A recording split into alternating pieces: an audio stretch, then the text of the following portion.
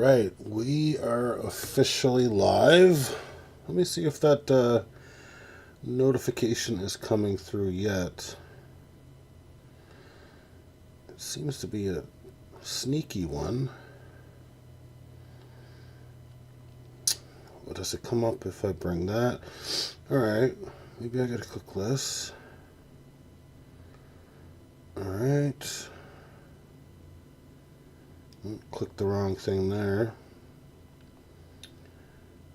Alright, so let's click the X. I don't know where that little bell icon is though. It's kind of tough to find.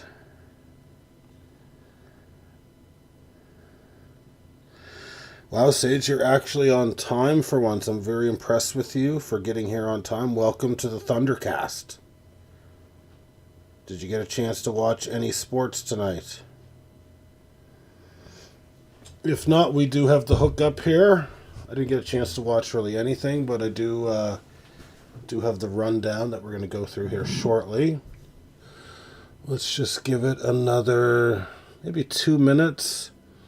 Sage, I have told you ahead of time, I can't help it if it doesn't always come through right away. That's really not on me. That's probably something to do with the YouTube algorithm lacking a little bit. Yeah, what'd you think of the Caps and the Canes? What did you think of that game?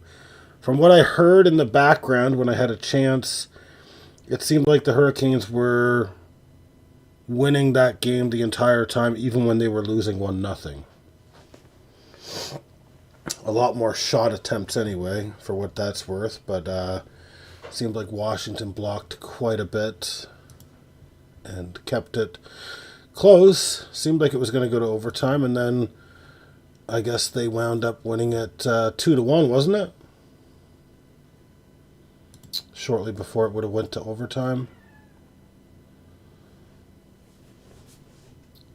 So I guess since you mentioned that, they just take a ton of shots, do they?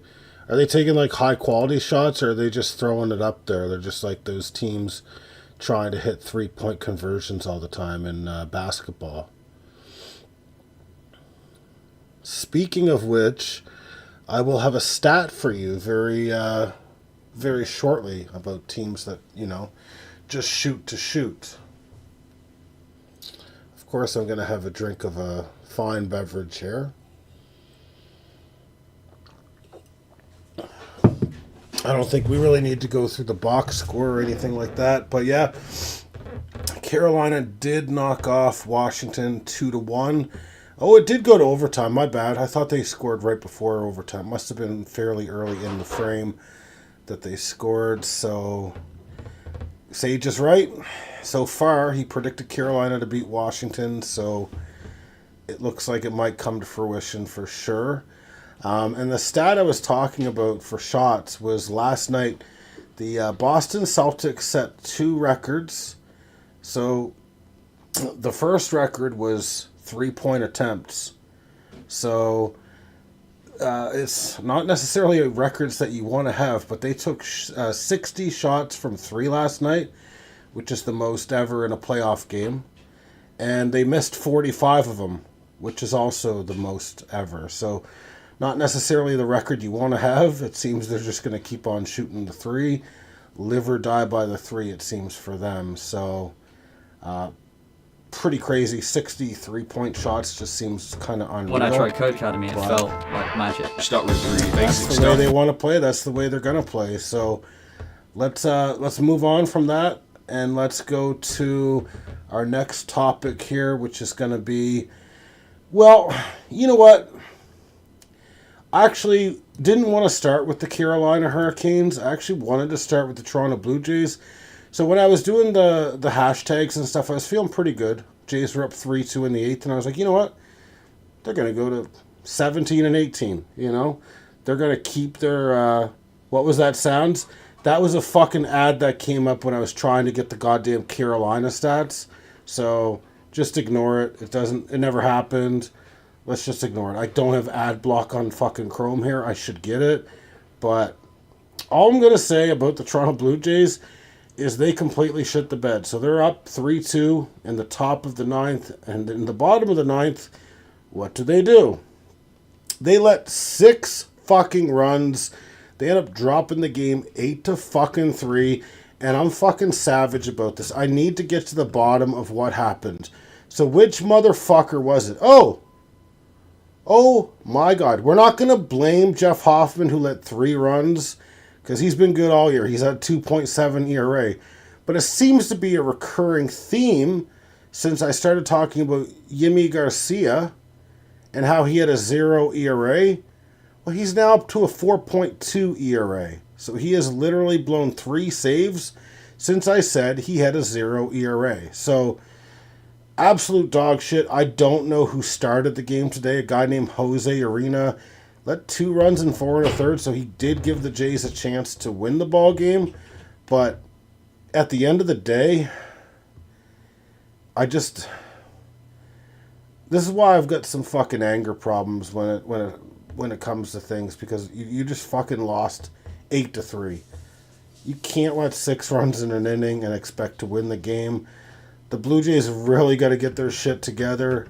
Some guys are playing pretty good, but like, they still need a bat. I know, yeah, they obviously fucked the dog tonight when it comes to their bullpen, but we'll see what happens tomorrow. Yeah, we just lost to a fucking 14-20 team, 8-3. So let's move on from that. We've got better news in the hockey world. But before we get to hockey, let's just close out on the NBA. So Golden State Warriors did take care of business, 98-88 over the Minnesota Timberwolves. Ironically enough, it doesn't look like it was Steph Curry that really carried the load. I mean, he only had 13 points, and I don't know, he only had 1 assist actually. So Steph Curry only played 12 minutes 54 seconds. That leads me to believe that he probably got injured in that game. So let me just quickly check Roto World and just see, like, did he actually get injured? Because that does not sound good. He did get hurt, did he? Because, yeah, if he's only playing 13 minutes, that's not good at all. Not for Golden State. Yeah, hamstring injury out the remainder of the game. He's got a hamstring strain. Well, they better hope it's not like a high-grade strain, or that will probably be the end of their season. So if that's a lingering injury, look for Minnesota to bounce back in a big way. But for tonight, they were able to get the job done. Looks like Buddy Hield carried the fort with 24 points. I know Draymond Green had 16 points, I think, through the first 2.5 quarters or so. He's not necessarily a great scorer, but he did help. And Jimmy Butler, the dog that he is, put up 20 points, 11 rebounds, and 8 assists. And he played 41 minutes and 16 seconds. So lucky they kind of got those guys to go to. But yeah, they did pull off that game there. Now, the interesting NBA game that we do have is actually going to be the Indiana Pacers against the Cleveland, I almost said the Cleveland Browns, the Cleveland Cavaliers. So they won the game 120-119 by Tyrese Halliburton hitting a fadeaway 3 to close out the game in the final seconds. So Indiana actually goes up 2-0 on a team that won 64 games in the regular season. They've got good players. Like, they do have good players. Like, you know, Pascal Siakam, Miles Turner, obviously Tyrese Halliburton. Like, they are going to be a tough out. They just got to win 2 of their next 4, or whatever the math works at, 2 of their next 5. So a 40% win percentage. So it actually seems feasible that they could do it. They're kind of a grinding team. So the Pacers going up 2-0, bringing it back home to Indiana, that's interesting. Like, I wouldn't be overly surprised if they won the series, but to go up 2-0 on the road, I don't think anyone had that coming. In fact, I know the odds makers would not have had that coming whatsoever. So pretty interesting turn of events there. Good work by the Pacers to, I mean, this is going to be a series one way or the other. It's going to at least 6 games, you know, unless they sweep Cleveland or win in 5, that sort of thing, which still is pretty unlikely to happen. So I've always liked Tyrese Halliburton. He is a good little player, so good work by them. Let's move off the NBA as soon as I go over the playoff picture. So right now, Denver, it's been kind of this entire playoff, like this round anyway, has kind of been all about the underdogs. Like, for example, the Nuggets are up 1-0 over the Thunder, so there's an underdog win there.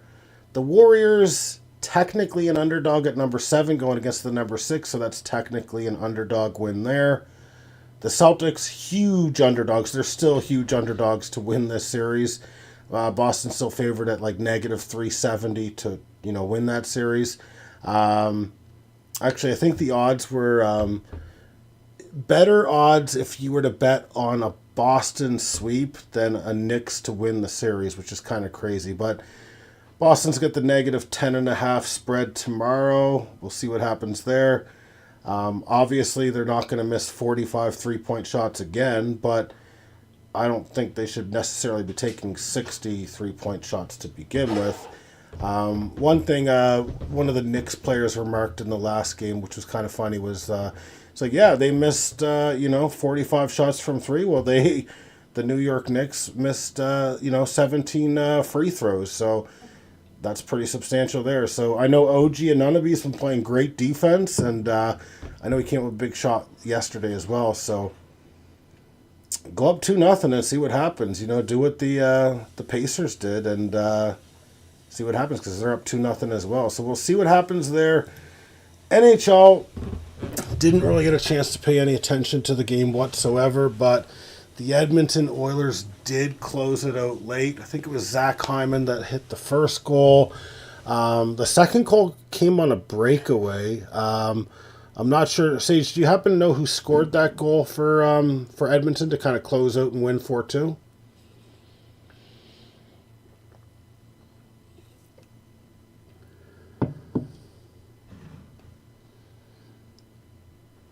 Don't make me load up a box score, because then we'll hear some weird man talking.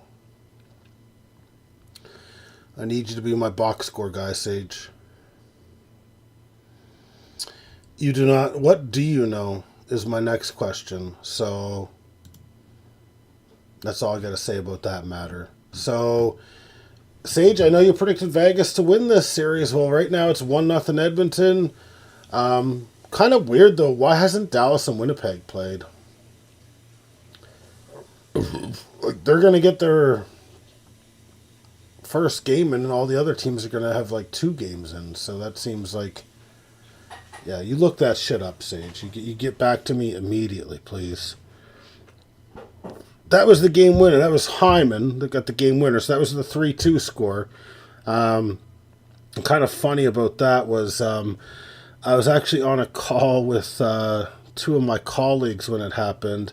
And I literally just am like, yeah, it's like right at the end of my shift too, which just kind of funny. I was just glancing over and was pretty pumped about that. Well, they don't need rest. They need to get back out to the drawing board, Sage. We don't need rest. They shouldn't get any more rest than they've already gotten. But yeah, kind of cool. Edmonton closed out. They had like double the shots of Vegas though, which was kind of surprising. When I looked somewhere in the third period, I think the shots were like 24-13. So it's not necessarily that Edmonton's goalie's standing on his head or anything like that, but still, for them to put up, almost double shots at one point deep in the third period was, pretty good. Pietrangelo tonight, so yeah, I mean, they can definitely do it. So it comes down to a big game next game, because, if you go up 2-0 after being a road team, that is pretty substantial for sure. Tomorrow, Winnipeg, Dallas, you think that Winnipeg is going to drop that game, or any early thoughts there, Sage?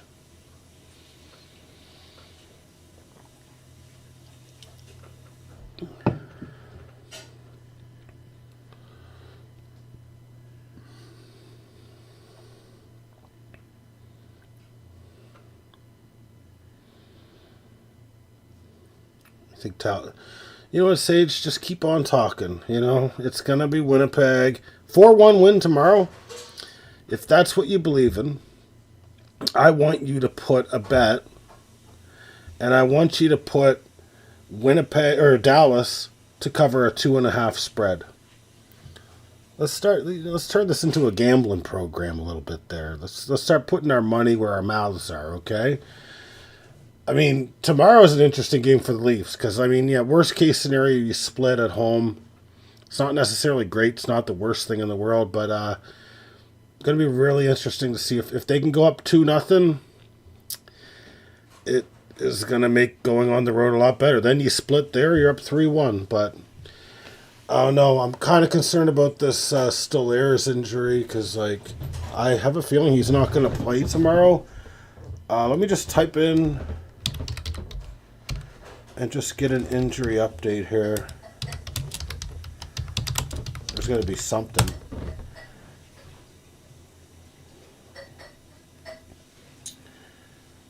Okay, I don't care about what happened last night. I care about what happens tomorrow.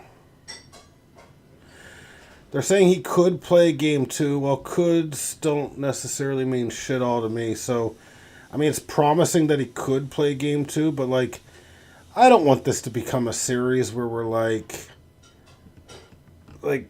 losing it because our goalie got injured. And, I don't want to have that excuse. I don't want to use it as an excuse because, yeah, you got to persevere. But, losing a goalie, goalies are not injury-prone specimens whatsoever, right? So for that guy to get injured, that was just very kind of fluky, to be honest. I think we're all up to snuff on everything that I was looking to cover. I do, because I think it's highly important for us to keep bringing the attention to my greatness. My greatness as a fantasy commissioner, as a GOAT, as an overseer of the barnyard, as the absolute greatest of all time in the world of fantasy sports. So we need to bring our attention to Pete Rose's haircut version 2 one more time. So I've got Dan down and out. I've got him in the crossfires, if you will. And right now we're off to a modest 8-7 lead to start the week. I did go for the jugular. So I added Brandon Nimmo, Tony Santillan, Abner Uribe, and I will be making a move this week. For anyone who wants Nico Horner, he's probably going to get cut, so give me a decent offer. Just give me a fucking pitcher who fucking sucks, and I'll fucking send a guy that can steal 30 bases your way, basically free of charge. So I'm definitely going for the jugular against Dan. Looks like Graham is 11-3 on Vlad the Impaler, so good start. It's only early in the week. Tommy Callahan looks to be fucking the dog pretty fucking hard. A 1-13 start. He seems to, and this is your big battle. This is your 2-3 seed fighting each other right here. Mark my words, Sage will not, and I mean will not be in second place after this week. Tommy Callahan's auto parts are about to fall to the fucking ground extremely fast. It's only Tuesday. I understand that, Sage. I said it was early in the week. When I say it's early in the week, I mean it's early in the fucking week. So don't fucking tell me something I didn't already state, okay? That's bad journalism. It's a bad look for yourself, okay? So show some fucking respect. Slow your roll, shut your mouth, and jog the fuck on. And then finally, we've got a battle between Mother and Alexandra's awesome team. Looks like Mother is up 9-5, and she will look to take care of business in a 4-5 matchup that might see her move up the ladder as well. So we're all watch my tone. I've got the best tone in the world. Sound like fucking Freddie Mercury the way I'm breaking this shit down. So please stop it. Don't. And stop it. If I wanted to fucking deal with this shit, I would have fucking called Nathan an hour ago and told him to come into the program and do a podcast with me. But I didn't do that. This is supposed to be a peaceful fucking atmosphere here at the Thundercloud, okay? So please, Sage, if you ever do that again, I'll fucking take that wrench that I gave you and I'll beat you right across the fucking chops, okay? Do you want that? Yes or no? If I knew how to do a poll, I'd do one of Nathan's fucking polls for you there, bud. It's a yes or no question.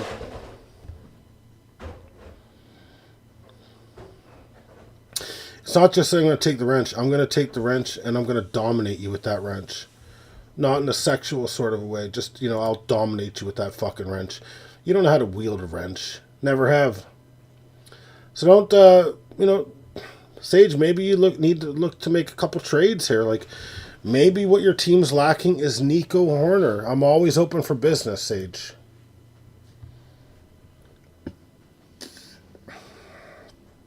Take my, so are you threatening me?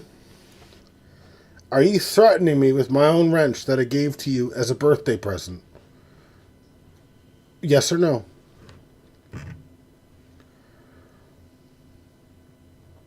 I swear to God, Sage, the audacity, the audaciousness that you show, stream in and stream out, I can't do this anymore. You know what? I don't condone the domestic violence because, here at the Thundercloud, we are a family. So you do that, that is domesticated violence right there. So please, Sage, mute yourself sometimes. Think before you speak. And know that the Detroit Red Wings didn't get the first overall pick because I rigged the fucking lottery. The draft lottery that you love so much, I rigged it.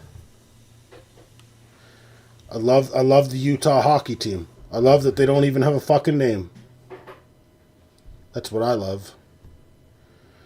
Actually, speaking of drafts, we should probably find out when the NBA draft is. Probably sometime in June. They were too good. They were too. Do you know what? That's actually purgatory where your team was. You guys weren't bottom 16, and you didn't make the playoffs. So that's purgatory because you're gonna get a pick that ain't worth dick. So, you know what? If I was a GM, I'd make Detroit Red Wings great again. Like they were in 1997, 1998, 96, 97. But you want to know a little fun fact about your stupid-ass Detroit fucking Red Wings? Do you know what they did in 1995, 96, Sage? They won 63 games. And guess what happened? First round, the Colorado Avalanche called them, and they beat their asses to the fucking ground. You can't even argue it because it's facts.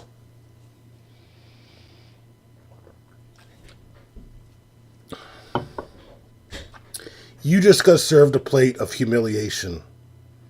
How does that feel?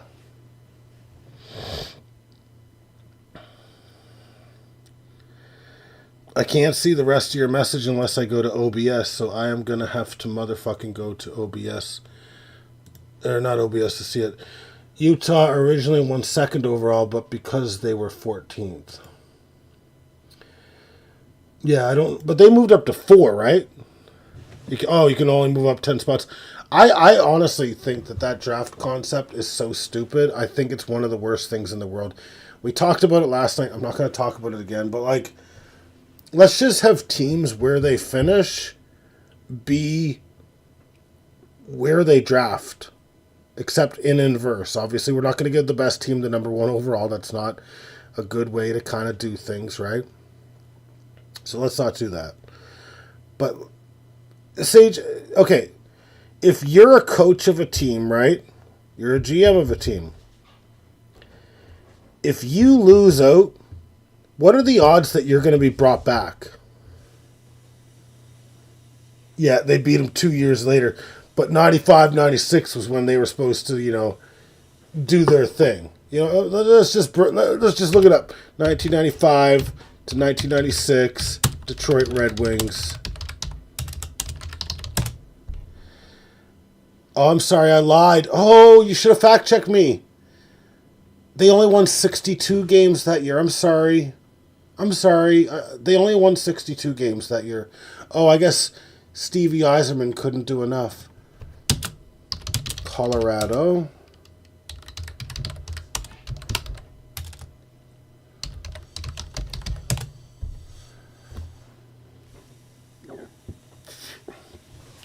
Yeah, but I still feel like they'd pivot off. So yeah, 4-2 was the series. I was shocked by that. I was a kid. I used to have those 3D hockey cards that you would get from McDonald's or whatever, and I still have them. Like I had a Peter Forsberg one, pretty fucking badass Sage actually. And when I saw that, I was like, fuck, 62 wins, losing like that. Like not that they got blown out or anything, but you just think that a team that sets an NFL record or an NHL record or whatever isn't going to go out in the first. They did have great cards. Actually, I wish. I think I still got some of them kicking around. Like I remember having a Jim Carrey card, not the actor, the Washington Capitals goaltender. I had a Jim Carrey card. Not that he was like super special or anything like that, but just remember the name because it's kind of relatable to the actor sort of thing, right? But yeah, I had a Jim Carrey card. Not Ace Ventura, not the Pet Detective, not anything like that. But yeah, I remember that card. I'm trying to think. I might have had a Fedorov card. I might have had a Sergei Fedorov card. Oh, I might have to dig in, man. I'm pretty sure I might have had like a John LeClaire. Oh man, those were fucking good cards. Sage, you should look up those cards. 1995, 1996 season. McDonald's cards. These were the bee's knees. They were so ahead of their time, man. I think Sage, I could be wrong here. I believe I've got a Sergei Fedorov either rookie card, most likely not, but I think I've got a Sergei Fedorov card where he was playing in the minors. I could be wrong, but I'm pretty sure I do have a Sergei Fedorov card like that. Do you want to know like kind of a fun fact about cards, Sage? Do you know how cards started in the late 1800s, early 1900s?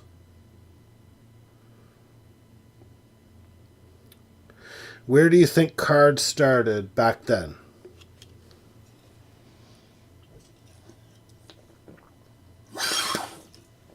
It's okay if you don't know. Just say I don't know. But where do you think they started?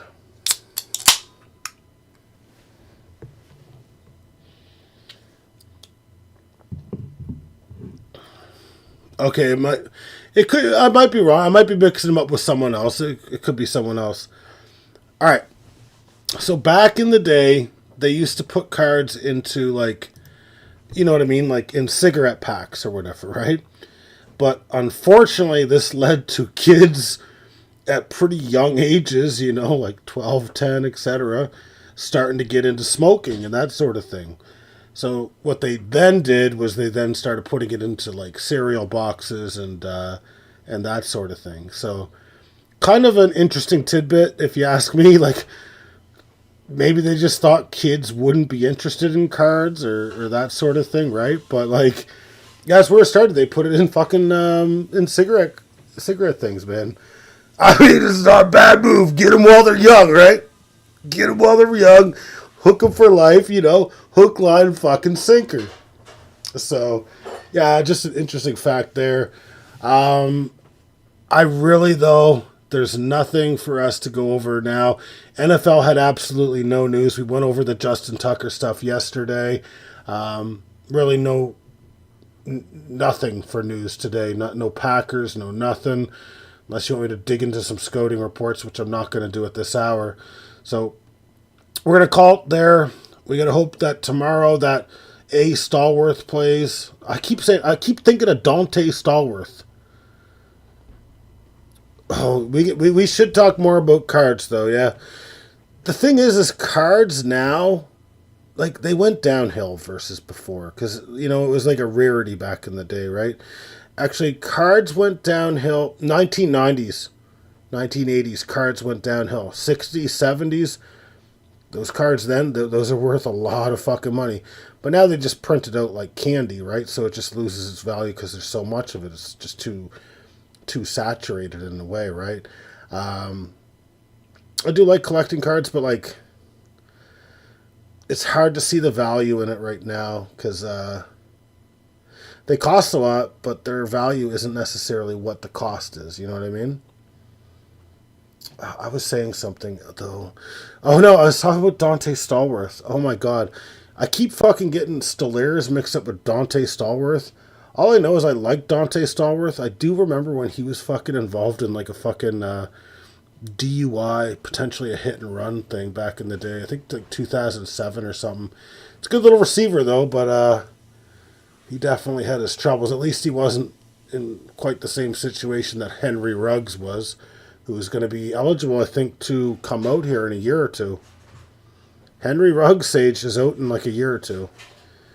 If you're looking for a 4.2 Blazer, I'm not talking about the Ferrari, but you're looking for a 4.2 Blazer, Henry Ruggs is going to be back real soon.